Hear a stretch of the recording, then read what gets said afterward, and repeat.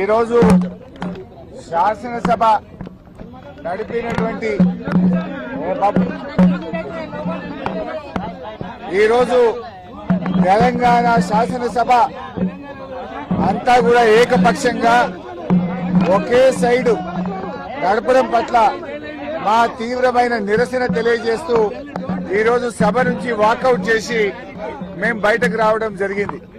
ముఖ్యంగా ఈ శాసనసభ నడుస్తున్న తీరు పూర్తిగా ప్రజాస్వామ్య విలువలకు తిలోదకమిస్తూ శాసనసభ నియమ నిబంధనలను ఉల్లంఘిస్తూ ఈ సభ నడుపుతా ఉన్నారు. మొన్న బీఏసీ మీటింగ్ కు గంటన్నర సేపు ఆలస్యంగా వచ్చారు. మేమంతా పోయి కూర్చుంటే గంటన్నర దాకా బీఏసీ మీటింగ్ కు ప్రభుత్వం రాలే. బీఏసీ మీటింగ్ లో తీసుకున్న నిర్ణయాలు వేరు. ఈ రోజు శాసనసభలో బీఏసీ నిర్ణయాలని చెప్పి పెట్టింది పూర్తిగా వేరుగా పెట్టారు. బీఏసీలో 7 రోజులు అసెంబ్లీ నడుపుతామని, తర్వాత మళ్లీ బీఏసీ పెట్టి ఎన్ని రోజులు జరపాలో నిర్ణయిస్తామని బీఏసీలో నిర్ణయం జరిగింది. కానీ ఇలా బీఏసీ ఎజెండా ఏం చెప్పిన సభలో ఏం పెట్టారు, ఎన్ని రోజులు జరపాలన్నది స్పీకర్ గారి నిర్ణయానికి వదిలేసినాము అని. అంటే బీఏసీలో తీసుకున్న నిర్ణయాలను కూడా తప్పుదో పట్టిస్తూ సభను తప్పుదో పట్టించారు. ఇక సభ నడిపే తీరైతే పూర్తి అధ్వాన్నంగా ఉంది. ప్రధాన ప్రతిపక్షానికి మాట్లాడే అవకాశమే ఇవ్వడం లేదు. మూసీ మీద చర్చ జరిగినప్పుడు మేము కొన్ని ప్రశ్నలు సంధించాం. ఏ ఒక్క ప్రశ్నకు ప్రభుత్వం సమాధానం ఇవ్వలేదు. ముఖ్యమంత్రి గారు వచ్చి అడ్డగోలుగా గంటన్నర సేపు ప్రశ్నోత్తరాల సమయంలో మాట్లాడారు. మీరు మూసీ మీద అంత చర్చించాలనుకుంటే షార్ట్ డిస్కషన్ పెట్టండి, ఇంకో రోజు డిస్కషన్ పెట్టండి, ఎంతసేపు అయినా మాట్లాడదాం.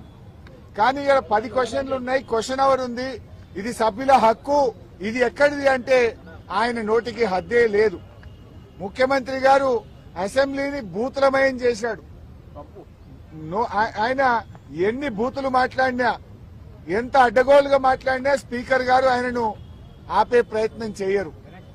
ఇలా మేము ముఖ్యమంత్రి గారు మాట్లాడిన వ్యాఖ్యల మీద మేము ప్రొటెస్ట్ చేస్తాము, మా యొక్క సూచనలు ఇస్తాము అంటే అసలు మాకు మైకే ఇవ్వడు. మాకు మైక్ ఇవ్వకుండా ఇంకొక విపక్షానికి మైక్ ఇచ్చారు, సంతోషం. మరి ప్రధాన ప్రతిపక్షానికి మైక్ ఇయ్యారా?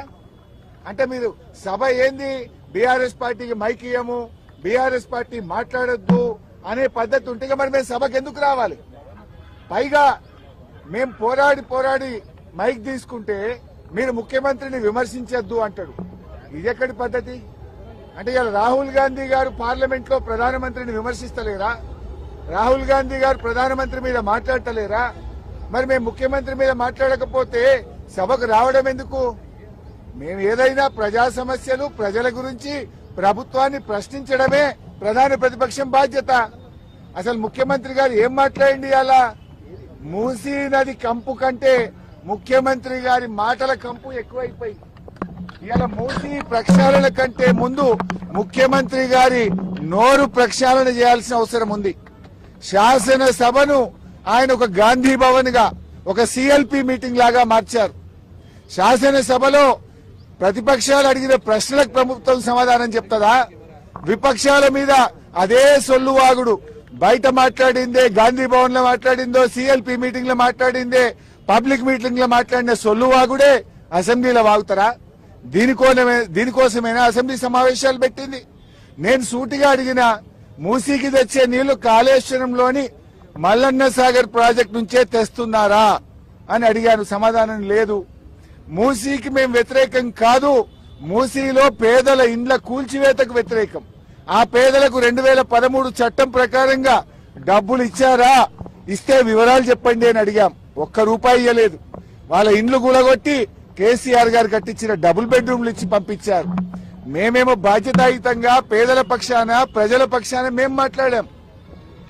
మేం మాట్లాడితే అడ్డగోలుగా ముఖ్యమంత్రి గారు మాట్లాడినరు. మూసీ ప్రక్షాళనకు నడుం బిగించిందే బీఆర్ఎస్. 32 ఎస్టీపీలు కట్టింది బీఆర్ఎస్. మరో 39 ఎస్టీపీలు కట్టడానికి అమృత్ ప్రాజెక్ట్ లో ప్రతిపాదనలు పంపిందే బీఆర్ఎస్. వాటి గురించి మేము మాట్లాడినాం. కానీ రేవంత్ రెడ్డి గారు ఎంతసేపు ఎదుటి వాళ్ళ మీద బాడీ షేమింగ్, నువ్వు పొడుగెక్కున్నావు, నువ్వు అద్దాలు పెట్టుకున్నావు, ఏంది చిల్లర మాటలు?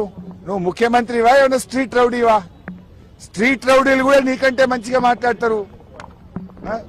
నువ్వు ఆ కేసీఆర్ గారి మీద పదే పదే చావు భాష కోరుకుంటావా?